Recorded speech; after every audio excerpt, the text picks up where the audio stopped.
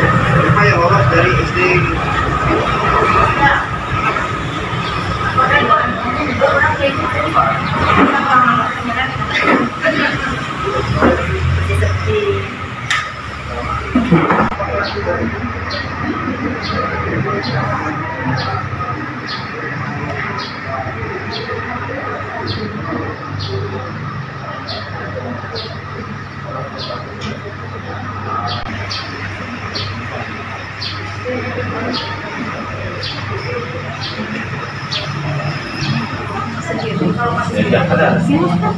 Desember dulu, ini dapat 1 tahun ini. Ini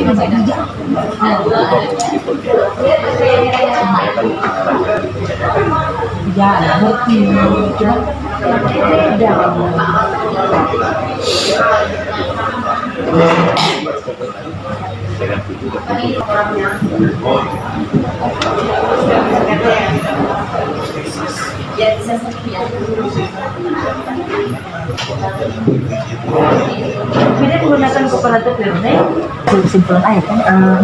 Selamat pagi, Adil Katarino, Bazramin Kasaruga, bahasanya Kak Jibata. Yang terhormat Kepala Dinas Pendidikan dan Kebudayaan atau yang mewakili, yang terhormat Kepala UPT Dinas Pendidikan dan Kebudayaan Edo, yang terhormat penyinalis, dan yang terhormat materi serta rekan-rekan guru yang berbahagia. Puji dan syukur hari ini kita dapat berkumpul di sini bersama-sama untuk pembukaan acara seminar PTK. Acara pertama adalah menyanyikan lagu Indonesia Raya.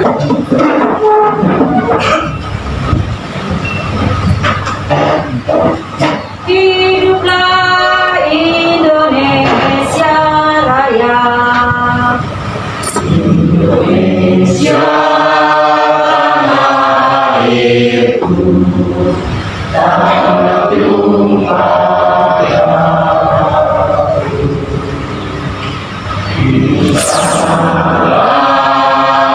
Aku berdiri jadi palu ibu.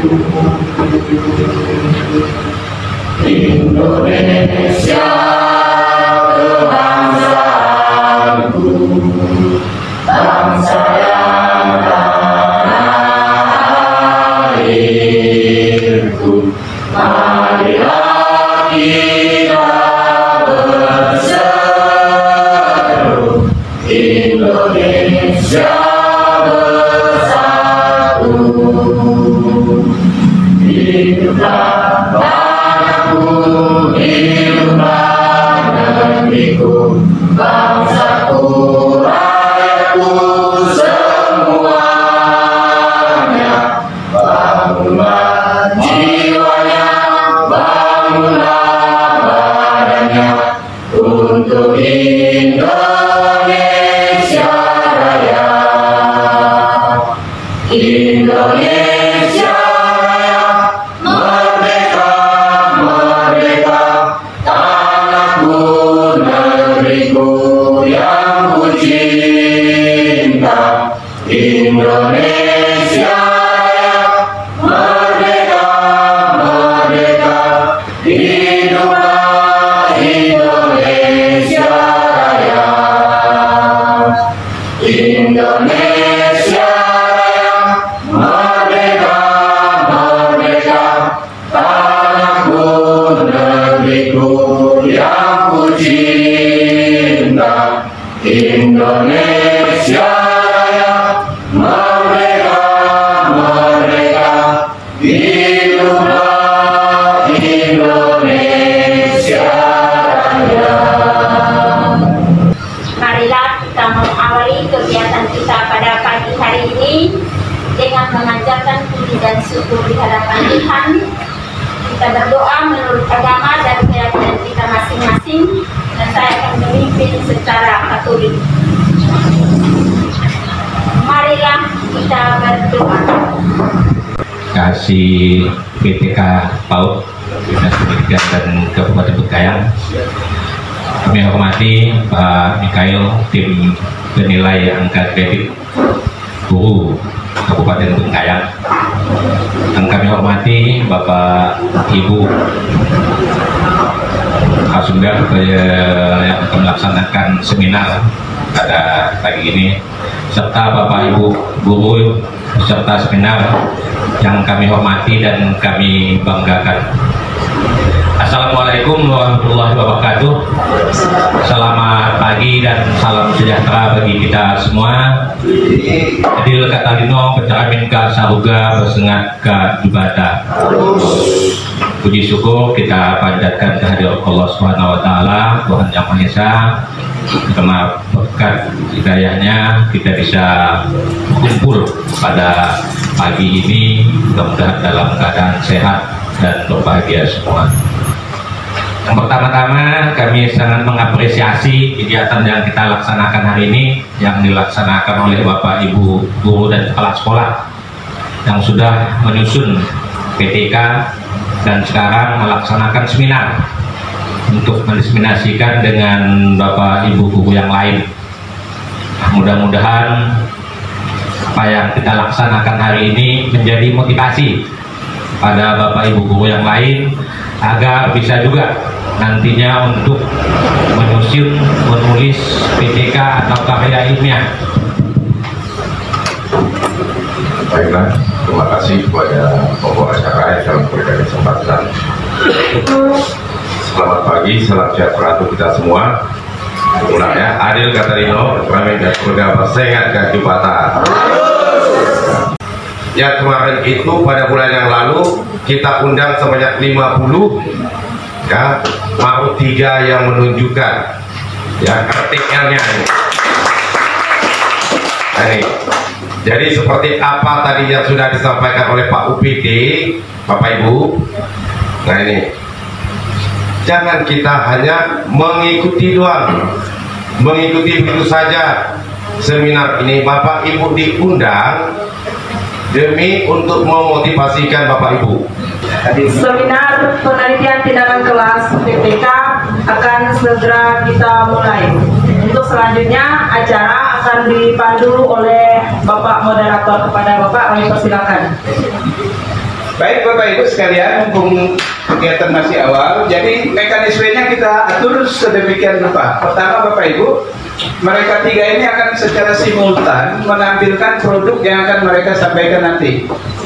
Pertama kita kasih kesempatan Pak Tony, mereka akan menyampaikan paparan produk mereka. Kemudian Bapak Ibu peserta itu dipersilahkan menangkap paparan mereka, mana kira-kira yang menarik yang ingin Bapak Ibu tanyakan. Dan Ibu wajib nanya kepada mereka bertiga sesuai tema pembahasan mereka masing-masing.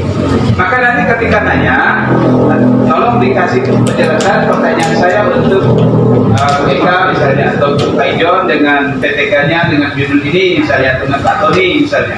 Nanti moderator akan menulis setiap pertanyaan. Tolong pertanyaan yang panjang.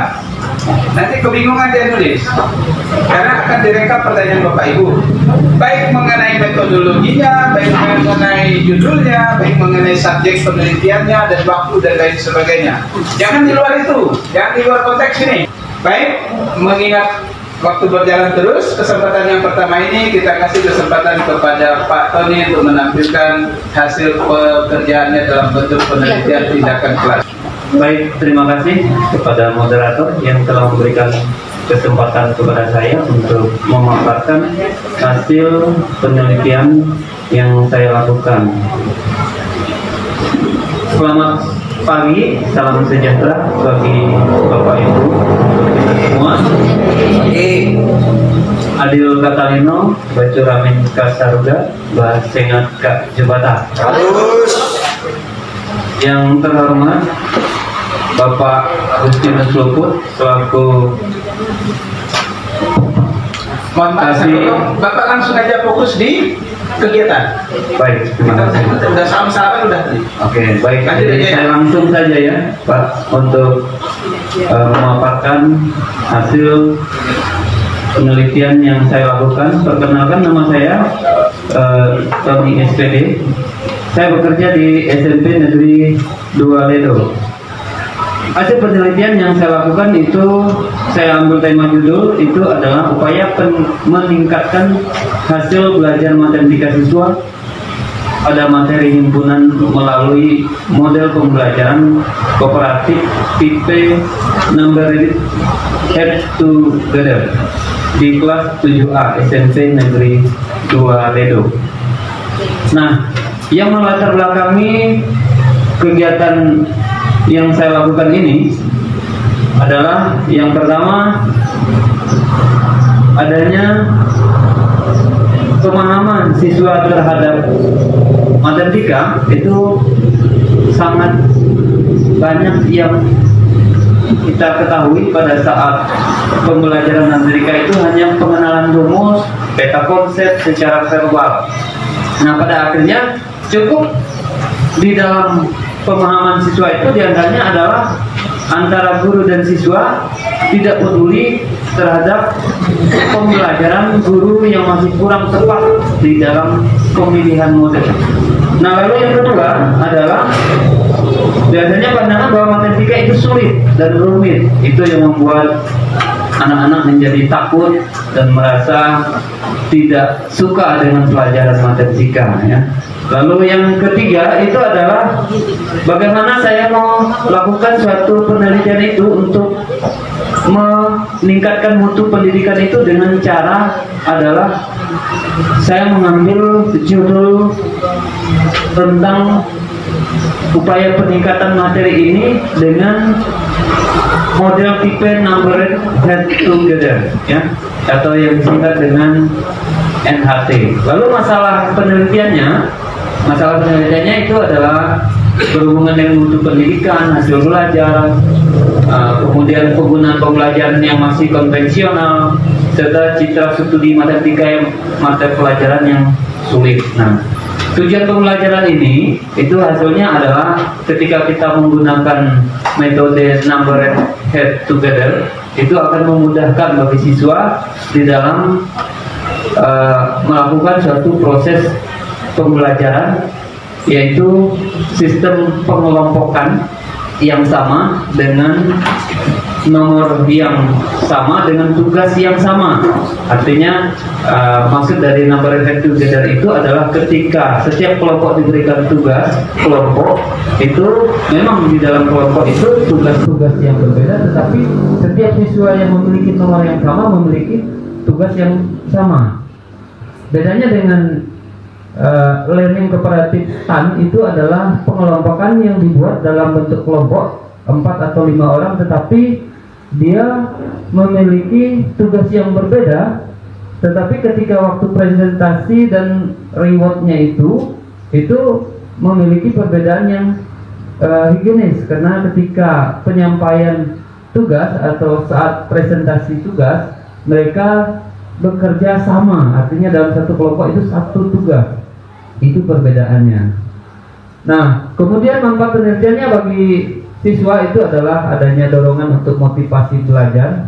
Kemudian bagi guru, alternatif yang harus diambil misalnya adalah model pembelajaran yang boleh diambil, ya. Kemudian bagi peneliti, pendapatan langsung, yaitu artinya ketika dilakukan satu model pembelajaran yang terjun langsung ke dalam pelaksanaan proses pembelajaran tersebut. Nah, kemudian landasan teorinya adalah banyak, bisa kita ambil, bisa dari belajar, banyak literatur yang bisa kita ambil di sana. Nah, adapun faktor-faktor landasan teori ini itu didasari dari faktor diri siswa, kemudian faktor dalam siswa itu sendiri, misalnya di dalam internal maupun eksternal siswa itu sendiri, ya, itu dalam model pembelajarannya. Nah, kemudian alur kerangka konsepnya bahwa di dalam penelitian kita harus ambil konsep bahwa siswa itu adalah sebagai objek yang kita ambil. Nah, tentu pasti ada analisis data yang harus kita buat, ada permasalahannya, ada perencanaan tindakan, serta pelaksanaan tindakan. Setelah itu baru kita lakukan satu refleksi. Dan setiap pelaksanaan permasalahan tindakan itu harus melalui beberapa siklus. bisa lebih dari 1, 2, 3 dan seterusnya, tergantung di mana keberhasilan siklus yang kita dapat itu, di mana tingkat keberhasilan yang sudah ada. Nah, kebetulan saya mengambil ada 2 siklus karena keberhasilan sudah terjadi pada siklus kedua, siklus 1, siklus 2. Nah, dengan model pembelajaran kooperatif di PNHT ini, nah baru kita bisa mengambil satu kesimpulan. Nah, selanjutnya hipotesis yang dilakukan itu adalah pratindakan. Nah, itu artinya kita harus membuat suatu tindakan itu harus ada tes awal sebelum melakukan suatu siklus. Ada tes awal, baru proses tindakan dan kita lihat hasil dari peningkatan belajar tersebut. Nah, kemudian metode penelitian itu banyak, bisa saja kita mengambil menggunakan reduksi data, bisa saja menggunakan penyajian data, baru kita bisa mengambil satu kesimpulan. Analisis data atau reduksi data itu tadi, itu bisa kita ambil dari data yang kita lihat tadi, macam sejenis bentuk seperti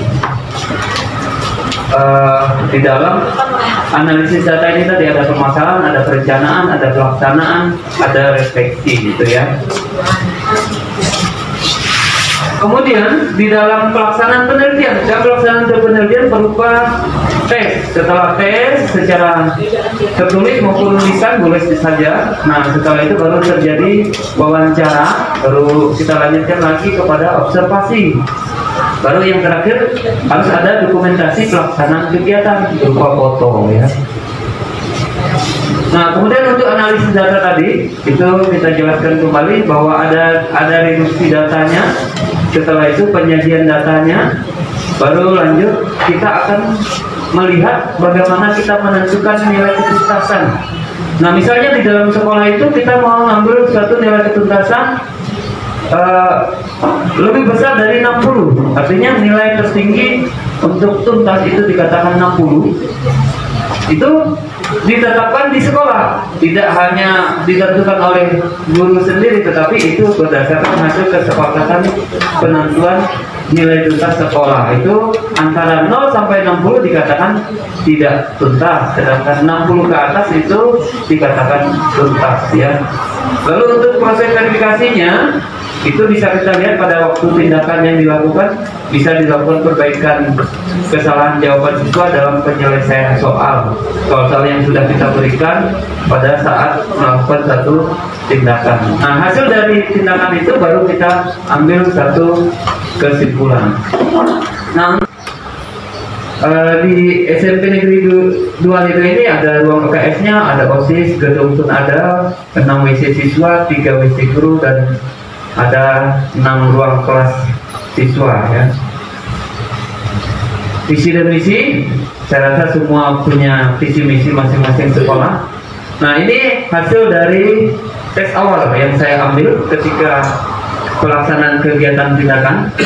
Nah, rata-rata nilai yang sudah dilihat dari data yang saya buat itu misalnya nilai tertingginya 65, nilai terendah 50, jumlah siswa yang tuntas hanya 12. Kemudian jumlah siswa yang tidak tuntas itu ada 18. Kalau berdasarkan ketuntasan klasikalnya itu 40% dan ketidaktuntasannya itu ada 60%. Siswa tidak tuntas 4 orang ya. Kemudian berdasarkan presentasi klasikalnya ada 86,67. Artinya dia sudah melebihi dari target yang kita buat tadi adalah 85%.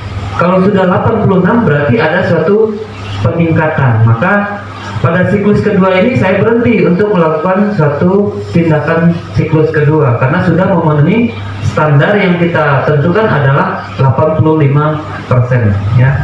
Jadi sudah ada suatu perubahan, maka saya menyimpulkan dari hasil tes awal siklus 1 dan siklus 2 ya, dari perbandingan yang ada, tuntas secara individu ada 9 orang di tes awal, siklus ke 1 ada 17 orang, siklus ke sudah habis. Boleh dikasih untuk menyampaikan insight. Oke, baik. Jadi itu kesimpulan yang sudah kita dapati. Untuk penutupnya bahwa hasil tes yang kita buat, bahwa dengan adanya perubahan menggunakan PPNHT ini ada ketuntasan klasikalnya ada 40% atau sebanyak 12 orang. Nah, dari data yang kita lihat dari 18 orang siswa lain tidak tuntas dalam belajar. Dari data tersebut, hasil belajar matematika siswa kelas 7A SMP Negeri 2 Ledo tergolong rendah dan belum dapat dikatakan tuntas karena persentase klasikalnya belum mencapai 85% dari tes awal ya. Sampai pada akhirnya dilakukan siklus 1 dan siklus 2 sehingga suatu perubahan yaitu persentase ketuntasan klasikalnya yaitu 86,67% atau sebanyak 26 orang siswa yang tuntas belajar pada siklus kedua ini, sehingga melebihi dari angka 85%. Oleh karena itu dengan menggunakan model pembelajaran kooperatif dapat meningkatkan hasil belajar matematika siswa.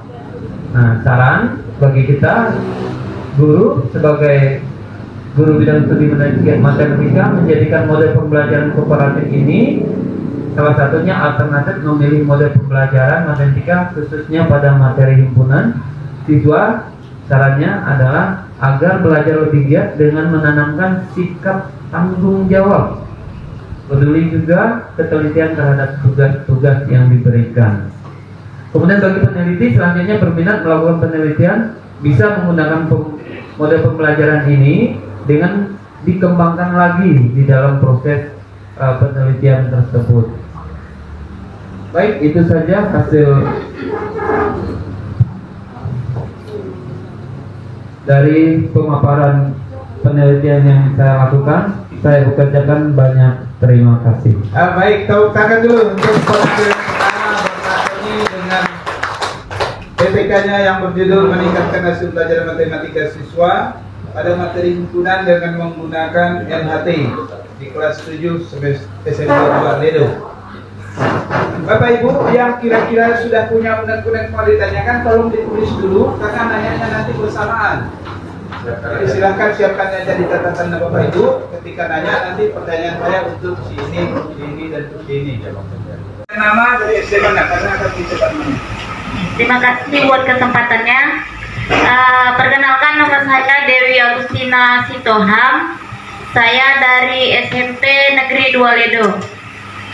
Saya akan bertanya kepada pemateri Pak Todudul, upaya meningkatkan hasil belajar matematika siswa pada materi himpunan melalui model pembelajar kooperatif tipe nomored head together di kelas 7A SMP Negeri 2 Ledo.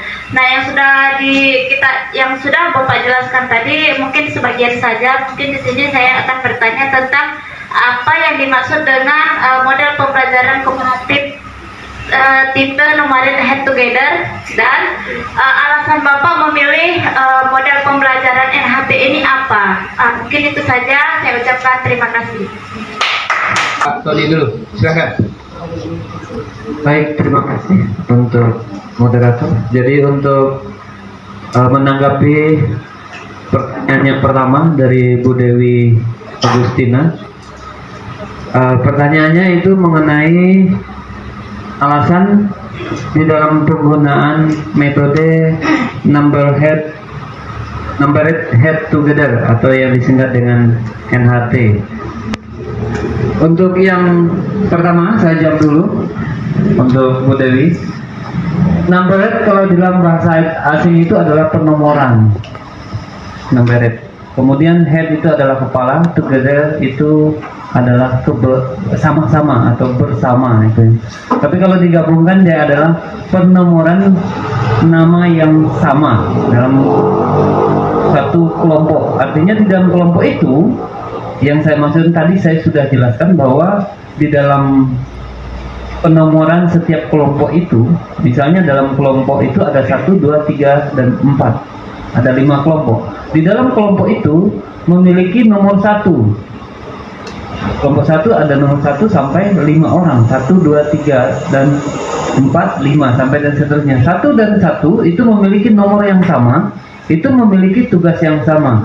2 dengan 2 dengan memiliki nomor yang sama juga dan tugas yang sama. walaupun kelompoknya berbeda. Kemudian 3 memiliki nomor yang sama, tugas juga sama, tetapi kelompok yang berbeda, sampai kepada nomor 5. Nah, di dalam penggunaan metode ini, kenapa saya menggunakan metode ini? Yang pertama, kalau kita dibandingkan dengan kelompok biasa, kalau kita dalam tugas, dalam pembelajaran, biasanya kita membagi kelompok begitu saja dengan anak-anak. Artinya kelompok 1, kelompok 2, kelompok 3 dengan tugas yang sama, itu namanya cooperative learning namanya, atau STAN. Artinya posisi itu anak-anak ini cenderung bekerja sama karena dia memiliki satu kelompok yang sama dengan tugas yang sama. Tetapi kalau dia di dalam kelompok itu memiliki tugas yang berbeda di dalam satu kelompok, otomatis mereka akan bekerja sendiri. Otomatis mereka akan mau bertanggung jawab terhadap tugas yang dilakukan. Nah, itu kelebihannya. Nah, kemudian dengan alasan seperti ini, dengan mudah kita akan memotivasi siswa tadi ketika mereka melakukan suatu reward, artinya suatu pelaksanaan tugas untuk presentasi, misalnya di kelompok 2, di nomor 2 dia akan menampilkan hasil presentasinya di nomor 2, rewardnya juga akan kita berikan kepada anak itu, sehingga anak itu menjadi semangat, lebih bergairah di dalam proses pembelajaran dibanding tipe learning kooperatif yang lain atau STAN itu tadi. Nah, lalu di dalam diskusi kelompok, biasanya kalau di dalam kelompok NHT itu biasa kita menggunakan kelompok yang heterogen, artinya kelompok yang sama. Artinya heterogen itu dalam satu kelompok kita tidak membedakan satu kelompok dengan yang lain. Nah, kemudian dengan komponen yang sama di dalam satu kelompok itu tadi ya. Lalu apa kendala dalam metode pembelajaran tersebut? Nah, metode ini kadang-kadang kendalanya adalah tanggung jawab. Kadang-kadang anak ini yang namanya kita kasih tugas, kadang-kadang rumit menyatukan satu persepsi, biasanya kadang lalai di dalam tugas tersebut. Kalau tidak ada rasa tanggung jawab itu tadi, ya, karena diskusi biasanya mereka diberi tanggung jawab kan individu di dalam satu kelompok. Kadang dia lupa sehingga dibantulah oleh kawan yang lain dalam satu kelompok tersebut. Itu biasa kendalanya, yaitu anak itu lalai di dalam tugas kelompok tersebut.